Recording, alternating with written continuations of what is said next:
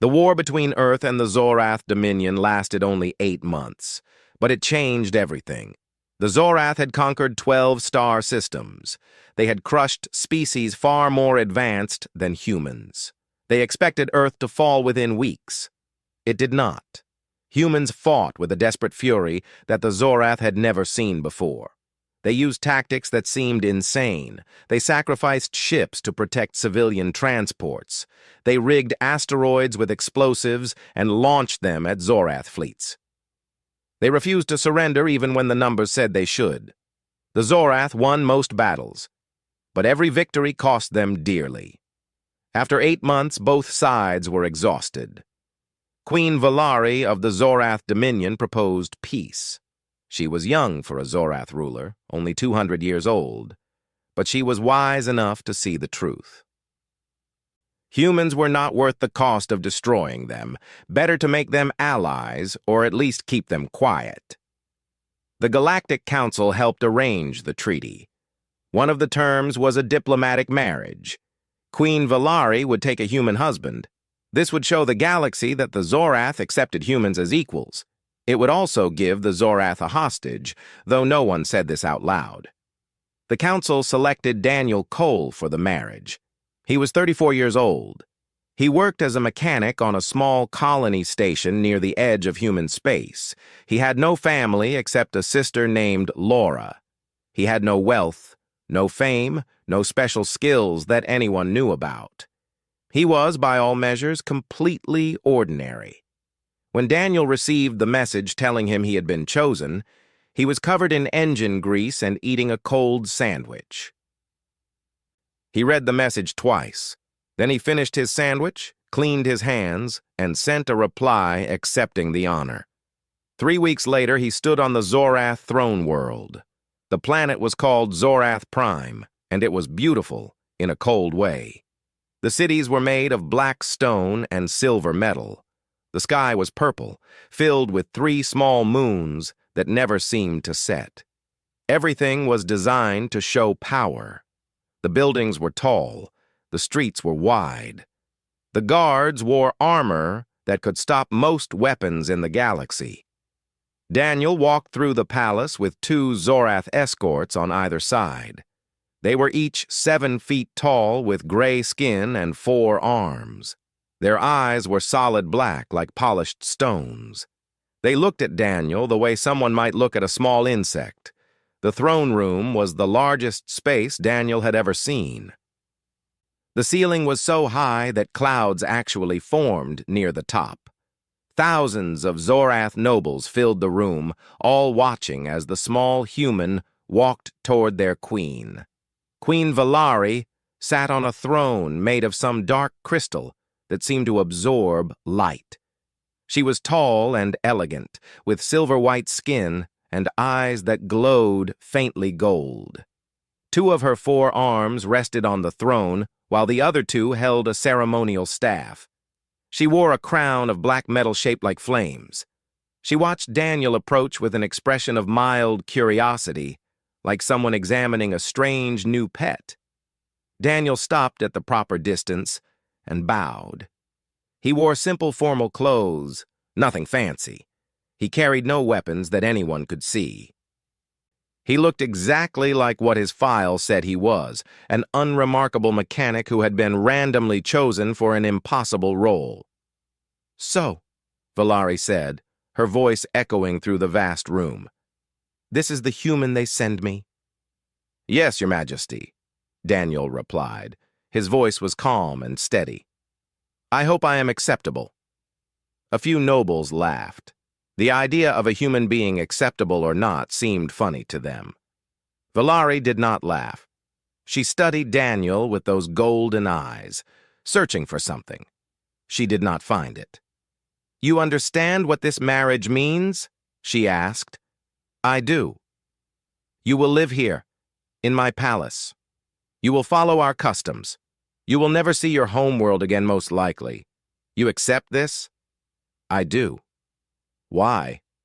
The question seemed to surprise even Valari. She had not planned to ask it. Daniel thought for a moment. "Because peace matters more than my comfort. Because someone had to say yes. Because I have no family waiting for me, no life that would be destroyed by leaving. I am the best choice. Valari tilted her head slightly. It was not the answer she expected. She had expected fear, or false bravery, or perhaps some speech about human courage. This simple honesty was something different. "Very well," she said. "Let the ceremony begin." The wedding was grand, beyond anything Daniel had ever seen. There were songs in languages he did not understand. There were lights that danced through the air like living things. There were rituals involving fire and water and blood. Daniel followed every instruction perfectly. He had studied Zorath customs for the 3 weeks before his arrival. He made no mistakes. When it was over, Valari looked at her new husband with a faint frown. She had expected him to stumble, to embarrass himself, to prove that humans were as clumsy and foolish as the Zorath believed. He had not. Commander Kethra, the Queen's most trusted military advisor, stood nearby. He was older than most Zorath in the room, his gray skin darker with age. He had fought in 17 wars and killed more enemies than he could count. He watched Daniel with narrow eyes. "I do not trust him," Kethra said quietly to Valari after the ceremony. "He is one human," Valari replied. "What threat could he possibly pose?" "I do not know. That is what troubles me." Valari dismissed his concerns with a wave of one hand. "You see threats everywhere, old friend. This human is a mechanic. He fixes broken machines. He has no psionic powers, no military training, no useful connections. He is a symbol, nothing more." That night, Daniel was shown to his quarters. The room was larger than the entire station he used to live on. The bed could have held 10 people. The window looked out over the glittering city below. Daniel stood at that window for a long time, watching the alien world move beneath him.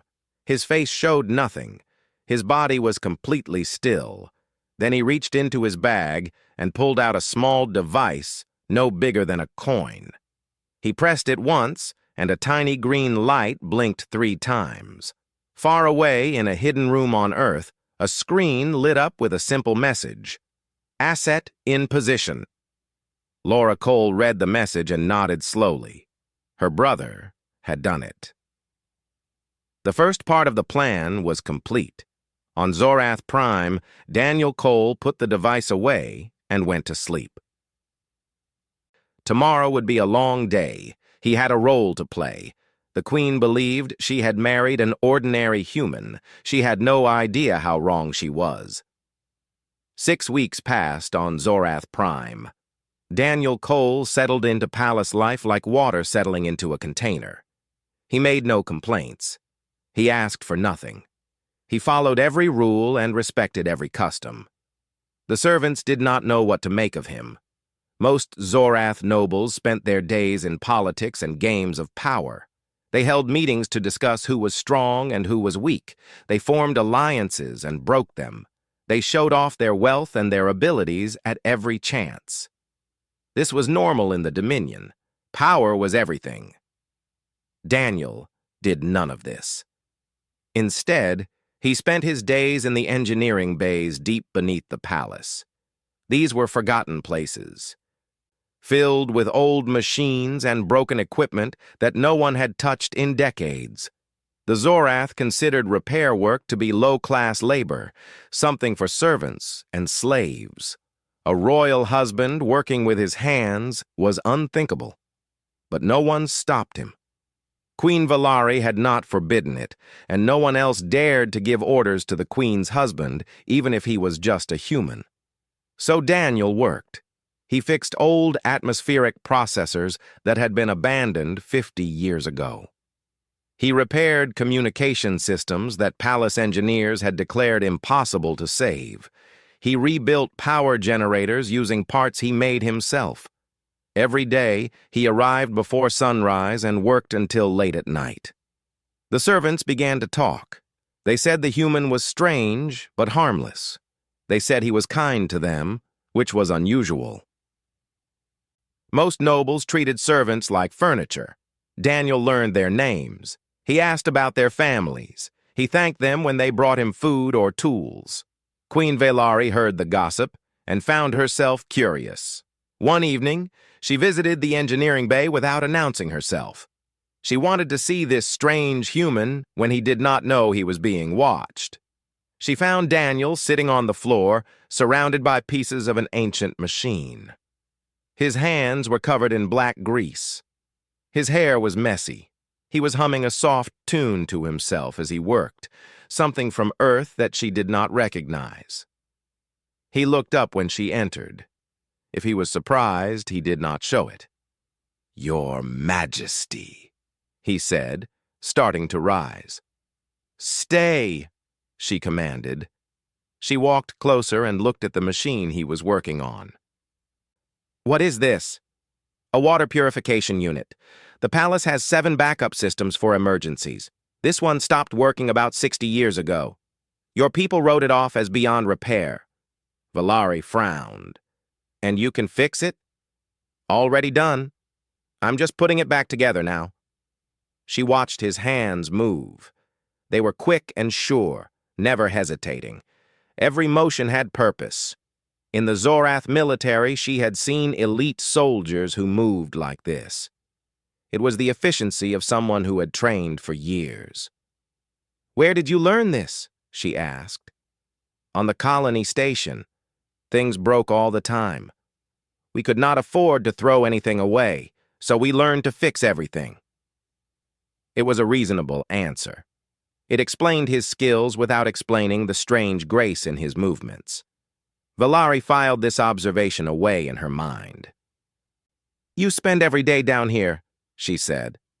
"Why?" Daniel shrugged. "I like solving problems. Broken machines are honest. They do not play politics. They do not pretend. They are broken, and then they are fixed. Simple." Velari almost smiled. Almost. "You find our politics tiresome?" "I find them complicated." "I am a simple man, Your Majesty. I prefer simple things." She studied him for a long moment. He met her eyes without flinching, without the fear that most people showed when facing her. There was no challenge in his gaze, no defiance, just calm patience, like a deep lake that nothing could disturb. "You are strange, Daniel Cole," she finally said. "I have been told this before." This time she did smile. Just a little. Then she turned and left without another word. Over the following weeks, the situation at the borders grew worse. The Vakari Consortium, a rival empire that had long hated the Zorath, began testing their defenses. Small fleets would appear near Zorath space, probe their sensor networks, and disappear. Messages arrived from Vakari ambassadors with thinly veiled threats. War was coming. Everyone knew it. Queen Velari spent her days in the War Council chamber, surrounded by generals and admirals. They argued about strategy and troop movements. They debated which systems to defend and which to sacrifice. The air in the palace grew tense and heavy.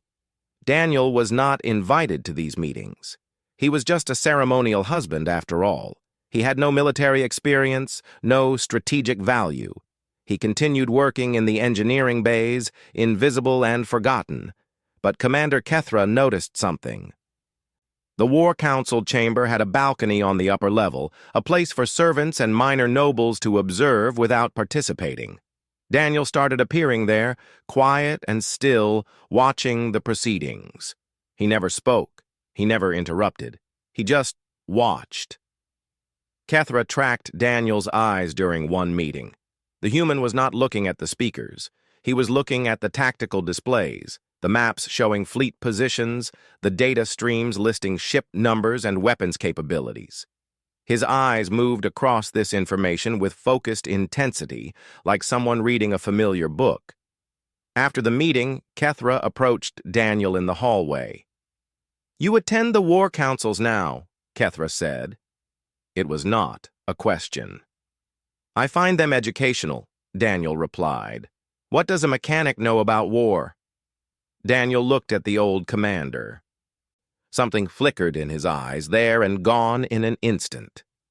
I know that the Vicari are massing their main fleet at Sector 7.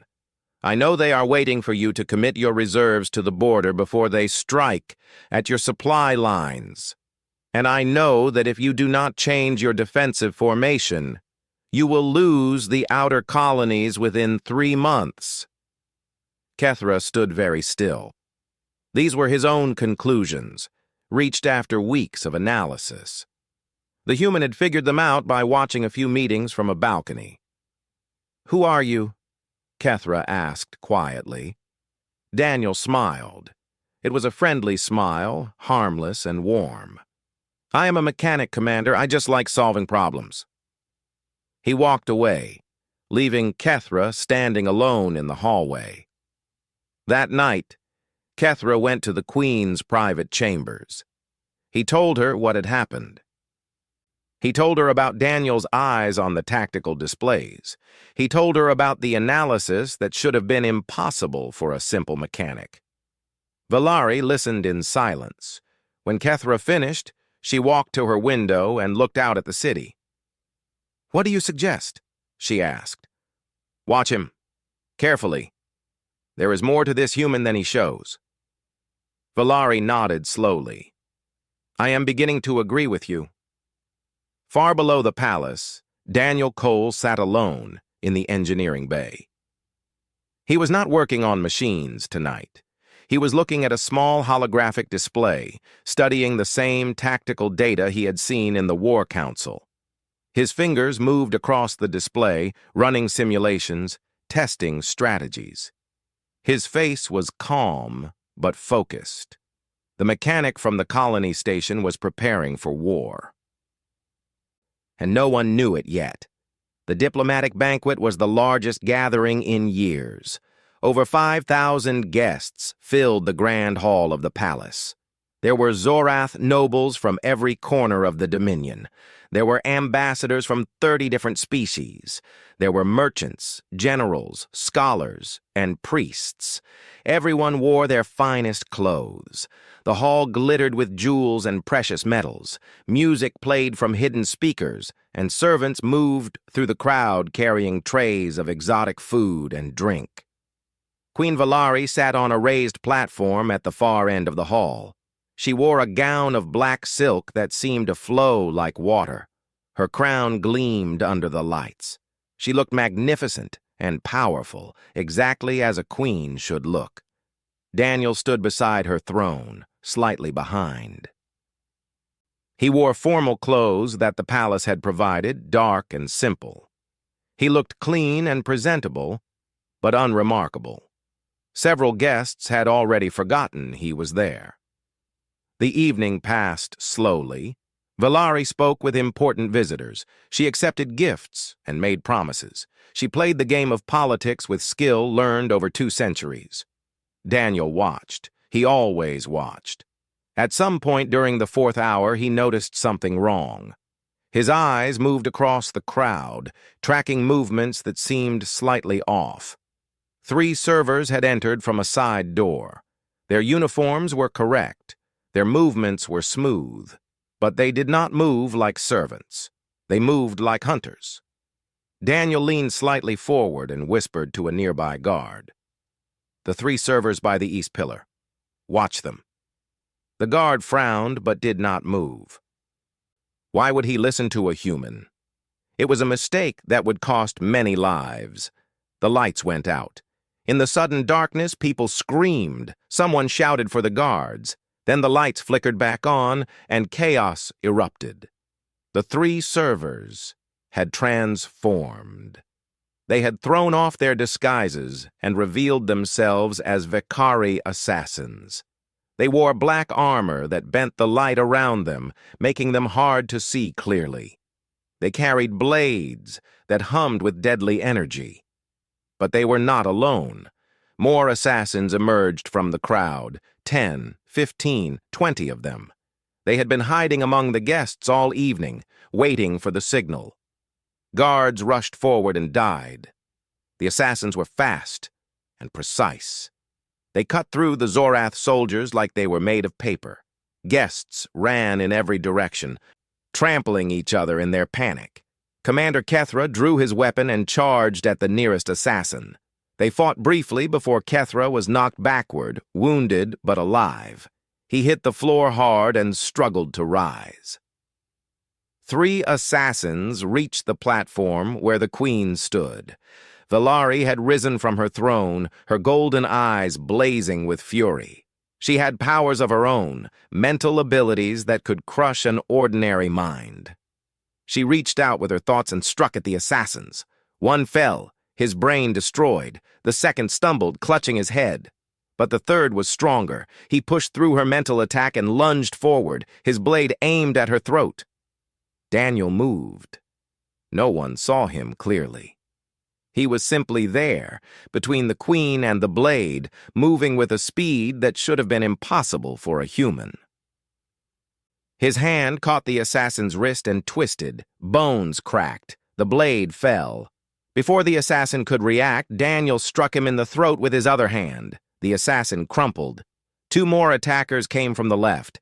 Daniel grabbed the fallen blade and spun to meet them. His movements were fluid and precise, without any wasted motion. He blocked the first strike, redirected the second, and cut both assassins down in less than 3 seconds. The watching crowd fell silent. Even in the middle of chaos, they stopped to stare. A 5th assassin appeared behind Daniel. He did not look, but somehow he knew. He stepped aside at the exact moment the attack came, letting the blade pass through empty air. Then he grabbed the assassin's arm, pulled him off balance, and broke his neck with a single sharp motion. Another assassin raised an energy weapon. It was aimed at Valari. Daniel moved again. He stepped directly into the path of the beam. The shot should have killed him, but light flared around his body, a personal shield that appeared from nowhere, materializing from a small device hidden under his clothes. The energy beam struck the shield and scattered into harmless sparks. Daniel walked toward the shooter. The assassin fired again and again. Each shot hit the shield and did nothing. When Daniel reached him, he took the weapon from his hands almost gently. Then he hit the assassin once, and the man did not get up. The remaining assassins looked at each other. They had expected to kill a queen and escape into the night. They had not expected this. They ran. Daniel let them go. His mission was protection, not pursuit. The throne room was filled with the sound of crying and moaning. Bodies lay scattered across the floor, guards, servants, guests. The smell of blood hung heavy in the air. Daniel turned to face the queen. His shield flickered and faded. His breathing was slightly fast, but his face was calm. "Are you hurt, my queen?" he asked. Valari stared at him. She had seen warriors before. She had seen killers. But she had never seen anyone move like Daniel Cole had just moved. Those were not the skills of a mechanic. Those were the skills of something else entirely. "Who are you?" she whispered. Daniel did not answer. He just looked at her with those calm eyes, waiting. Commander Kethra limped over to them. Blood ran from a wound on his arm, but he ignored it. He was staring at Daniel with a mix of shock and something that might have been respect. "That shield technology," Kethra said slowly. "We do not have anything like it. No one does. Where did you get it?" "It was a gift," Daniel said. "From people who wanted to make sure I stayed alive." "What people? What are you?" Daniel looked at both of them, the queen and her commander, the 2 most powerful people in the Dominion. He had spent weeks pretending to be invisible. Now, they were truly seeing him for the first time. "We should discuss this somewhere private," he said. "There is much I need to tell you." Valari nodded slowly. Her mind was racing with questions, with theories, with fear and fascination. She had married this man believing he was a harmless symbol. She had dismissed him as unimportant. Now she understood that she had been living with a mystery wrapped in the shape of a man, and she was going to find out the truth. The guards secured the throne room. Medical teams arrived to help the wounded. The surviving assassins who had fled would be hunted down later. For now, there were more important matters. Queen Valari of the Zorath Dominion led her husband and her commander to her private chambers. The doors closed behind them. "Now," she said, her voice hard as steel, "you will tell me everything." Daniel looked at her for a long moment. Then, for the first time since arriving on Zorath Prime, he stopped pretending. "Very well," he said.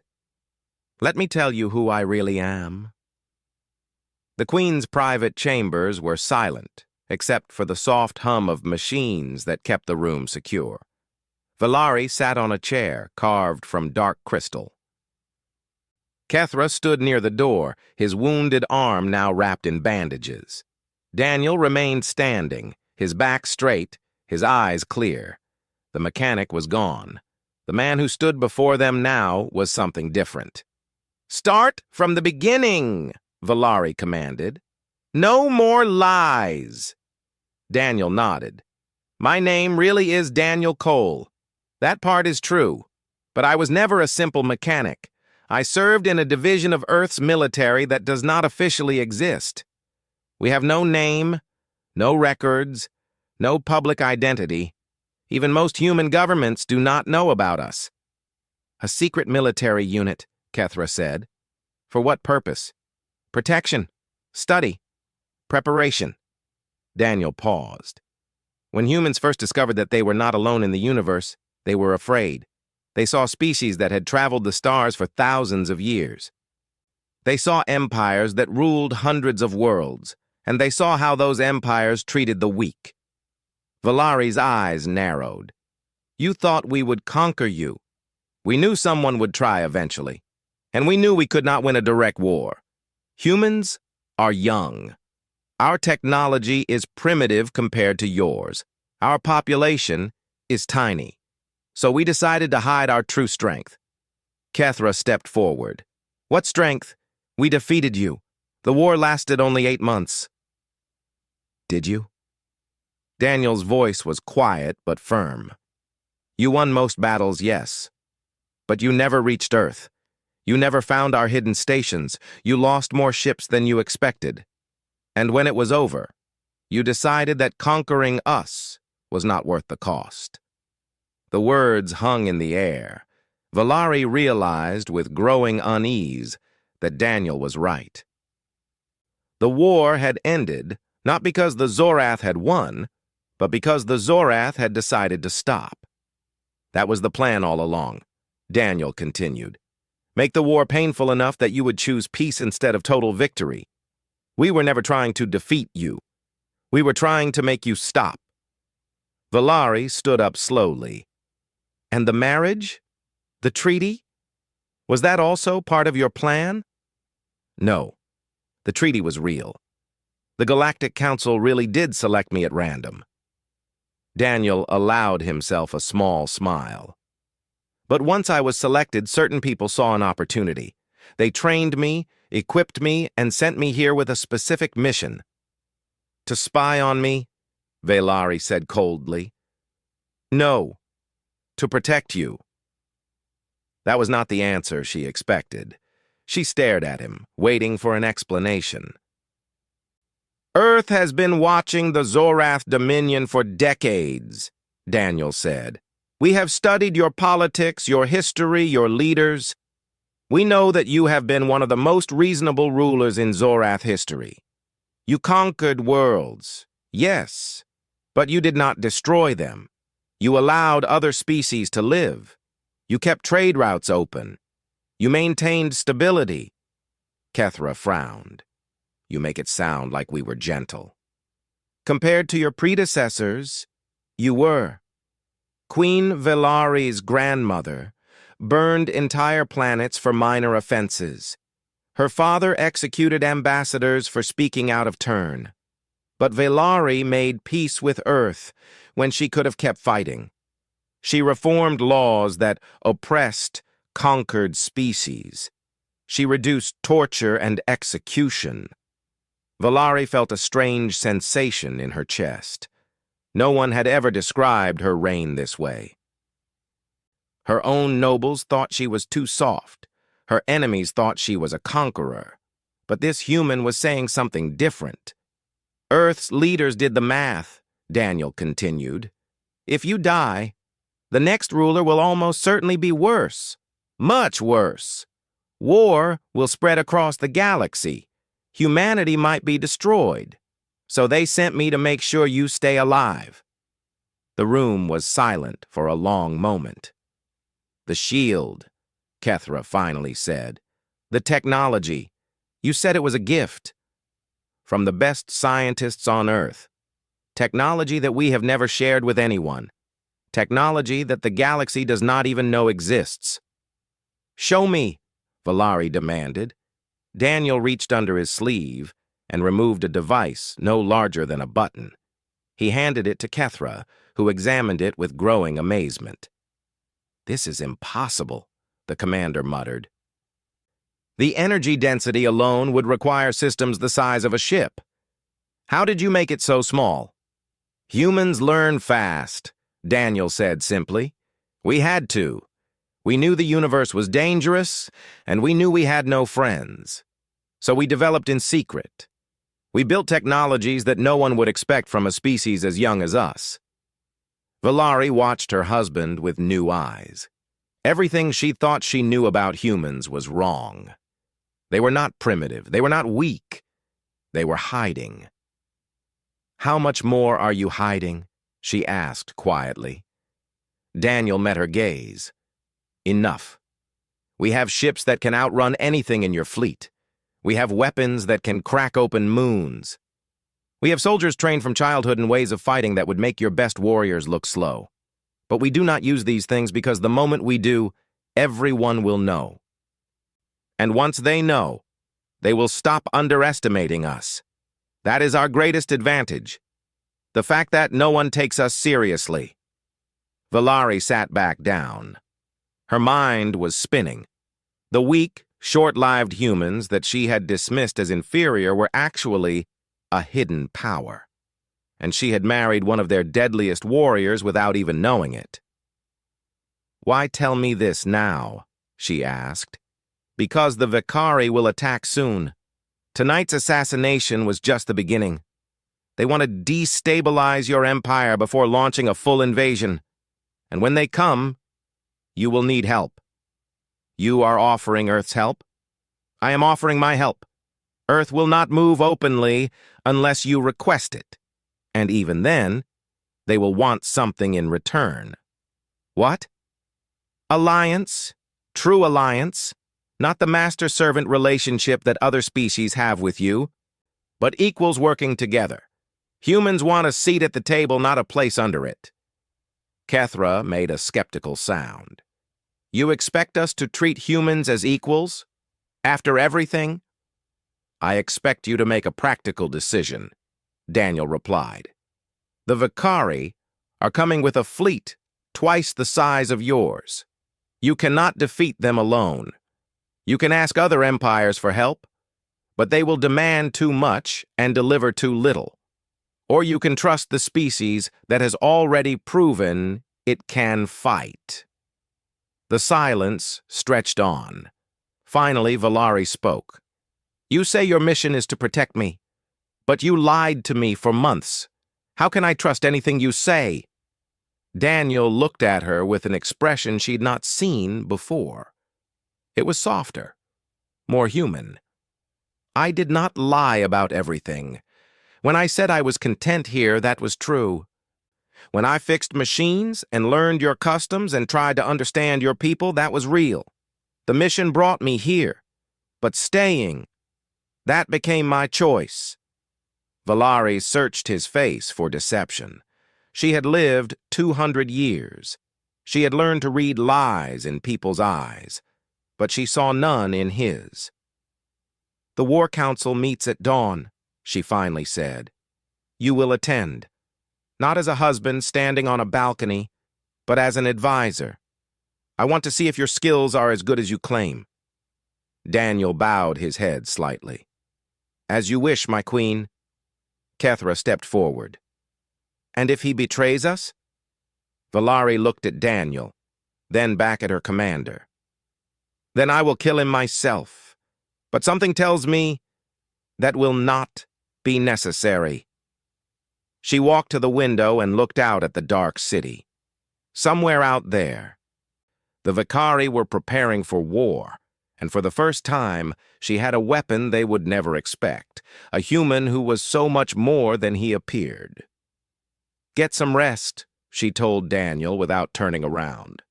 "Tomorrow we plan for war." Daniel left the room quietly. In the hallway, he allowed himself a moment of relief. The secret was out. The mask was off. Now the real work could begin. He pulled out the small communication device and sent a short message to Earth. "Cover exposed. Queen is receptive. Preparing for next phase." Far away, Laura Cole read the message and smiled grimly. Her brother had done the impossible once again. Now came the hard part. The Vicari invasion began 3 days later.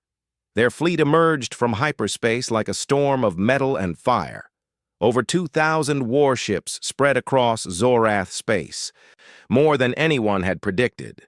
They hit 5 systems at once, overwhelming defenses that had stood for centuries. Queen Valari stood in the command center of her flagship, the Throne of Shadows. Around her, officers shouted updates and orders. The tactical display showed red dots spreading like a disease across her territory. "We are losing the outer colonies," Kethra reported. His voice was steady, but his face was grim. "Their numbers are too great. We cannot hold." Valari gripped the railing in front of her. She had ruled for 90 years. She had never faced defeat like this. The Vicari were not just attacking, they were crushing everything in their path. "Recall the reserve fleet," she ordered. "Pull back to the inner systems. We defend the core worlds." "That will mean abandoning millions of citizens," Kethra said quietly. "I know." The words tasted like ash in her mouth. Daniel stood nearby, watching the tactical display with calm eyes. He had attended every war council since the assassination attempt. He had offered suggestions that proved surprisingly useful, but he had not yet shown his full hand. Now Valari turned to him. "You said humans could help," she said. "Is that still true?" "Yes." "What would it cost me?" Daniel looked at her. "I told you before. Alliance. True partnership between our peoples.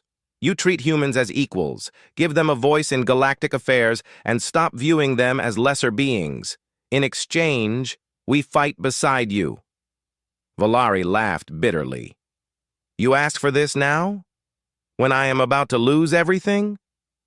"I ask because now you understand what we offer. Before, you would have refused without thinking. Now, you know the value of what we bring." She hated that he was right. She hated that this human could read her so easily, but she hated the Vicari more. "If I agree, how quickly can your people arrive?" Daniel pulled out his communication device. "They are already here, waiting at the edge of the system. I signaled them 2 days ago when it became clear the invasion was imminent. They have been watching." Kethra stepped forward, shock on his face. "A human fleet has been sitting in our space for 2 days without us detecting them." "We are very good at hiding," Daniel said simply. Valari closed her eyes for a moment. This was the choice she had to make. Accept help from humans and show the galaxy that the mighty Zorath needed others to survive, or refuse and watch her empire burn. It was not really a choice at all. "Make the call," she said. "Bring your people in." Daniel nodded. He pressed a sequence on his device and spoke a single word. "Execute." For several seconds, Nothing happened. Then the tactical display lit up with new signals. Ships appearing from nowhere, materializing out of the darkness of space as if they had been invisible. There were only 47 human ships. Compared to the Vakari fleet, they were nothing. Compared to the Zorath Navy, they were a joke. But when they began to move, everything changed. The human ships were small and fast, moving with a speed that made Zorath vessels look like floating rocks. They weaved through enemy formations, impossible to track, impossible to target. And their weapons were something out of nightmares. Beams of pure white energy cut through Vakari shields like they did not exist. Missiles that seemed to have minds of their own hunted down targets and struck weak points with perfect accuracy. A single human destroyer disabled 3 Vakari battleships in under a minute. The Vakari fleet, so confident moments ago, fell into chaos. They had planned for Zorath resistance. They had not planned for this. Laura Cole commanded the human fleet from the bridge of a ship called the Silent Hunter. She watched the battle unfold with the same calm expression her brother always wore. Around her, her crew worked in perfect coordination, every action precise and purposeful. "Focus fire on their command ships," she ordered. "Break their coordination." The human fleet obeyed, like wolves cutting through a herd. They targeted the Vakari commanders and eliminated them one by one. Without leadership, the enemy ships began to falter. They stopped coordinating their attacks. They started making mistakes. And the Zorath fleet, reorganized under Valari's command, began to push back. The battle lasted 6 hours. When it was over, the Vakari invasion was shattered. Over half their fleet was destroyed or disabled. The rest retreated into hyperspace, broken and humiliated. The galaxy would talk about this battle for centuries. On the throne of shadows, Queen Valari watched the surviving human ships take position alongside her own fleet. She felt strange emotions that she could not name. Relief, gratitude, and something else. A new understanding of the universe and her place in it. Daniel appeared beside her. He looked tired. The battle had taken something out of him, even though he had not fired a single weapon. "Your sister fights well," Valari said quietly. "She learned from the best." "You?" Daniel smiled slightly. "Our parents. They were soldiers too. It runs in the family." Valari turned to face him fully. "You saved my empire today. You and your people. We fought together. The victory belongs to both of us. But it was your ships that made the difference. Everyone saw it. Everyone will know." Daniel nodded slowly. "Yes, the secret is out now. Humans will no longer be underestimated. That part of our strategy is over." "Do you regret it?" He thought about the question.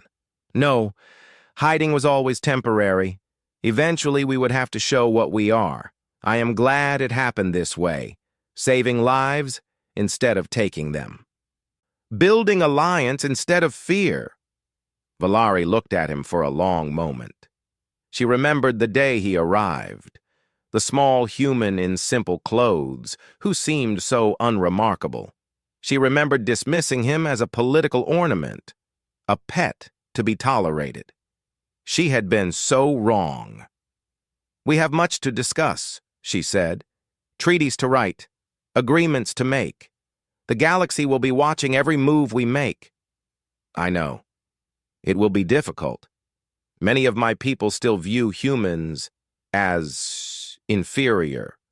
They will resist. And many of my people still view Zorath as conquerors. Change will not come easily." Valari extended one of her hands toward him. It was a Zorath gesture of partnership, something normally reserved for equals. "Then we will be patient," she said, "and we will work together, as allies." Daniel took her hand. His grip was warm and firm. "As allies," he agreed. They stood together at the observation window, watching Zorath and human ships patrol the space around them.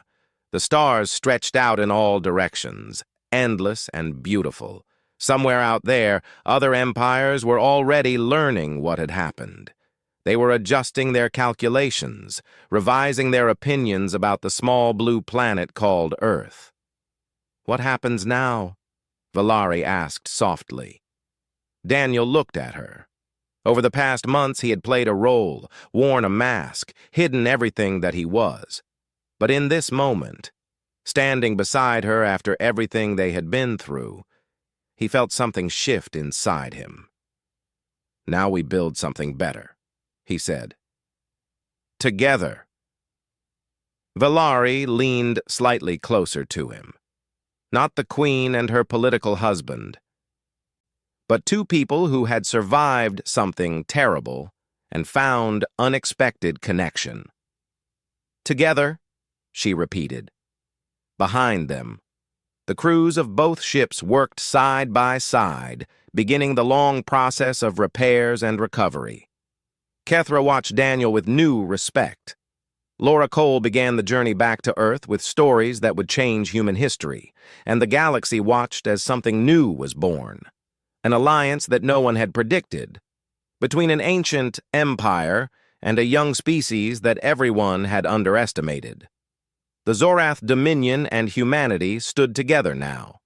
They had fought as allies and won as partners.